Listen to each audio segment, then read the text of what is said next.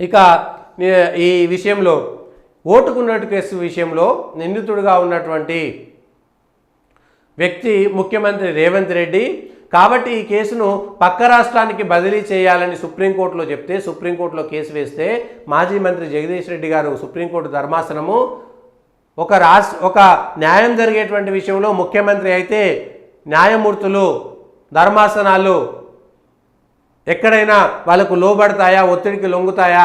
ఇదెక్కడి విషయం? అయితే జాతీయ స్థాయిలో ఉండేటువంటి నాయకుల విషయంలో ఏదైనా ఆరోపణలు వస్తే వాళ్ళ కేసుల విచారణకు పాకిస్తాన్కో శ్రీలంకకో పోతామా మనము? ఇదెక్కడి పద్ధతి? అవసరం లేదు. వాళ్ళ హోదాను బట్టి నేరస్తులుగా నిందితులుగా ఉండేటువంటి వాళ్ళు హోదాను బట్టి న్యాయం మారదనేటువంటి విషయాన్ని గుర్తుంచుకోవాలని చెప్పారు. కానీ మరి అదే ఓటుకు నోటు విషయంలో ఇదే బీఆర్ఎస్ పార్టీ అధికారంలో ఉన్నప్పుడు ఎందుకు ముందుకు సాగలేదనేటువంటి విషయం పైన ప్రజలకు సమాధానం చెప్పడంలో బీఆర్ఎస్ పార్టీ నాయకులు ఎందుకు వెనకడుగు వేస్తున్నారు?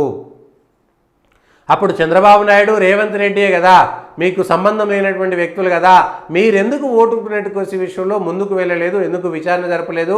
ఛార్జ్షీట్ తొందరగా వేయలేదు? న్యాయస్థానాల దగ్గరికి ఎందుకు వెళ్ళలేదు? దీని వెనుక ఉన్నటువంటి మతలం ఏమిటి? మీరు ఎవరితో కొల్లుడయ్యారు? మీ మీద ఎవరు ఒత్తిడి ఉండింది ఆ రోజు? ఇవాళ దీనిపైన ఎందుకు మాట్లాడుతున్నారు? 2016లో జరిగితే 2023 దాకా మీ ప్రభుత్వమే ఉన్నది కదా, దీనిపైన మీ దర్యాప్తులు ఎందుకు చేయలేదు? ప్రత్యేకమైనటువంటి న్యాయస్థానాన్ని ఎందుకు ఏర్పాటు చేయలేదు?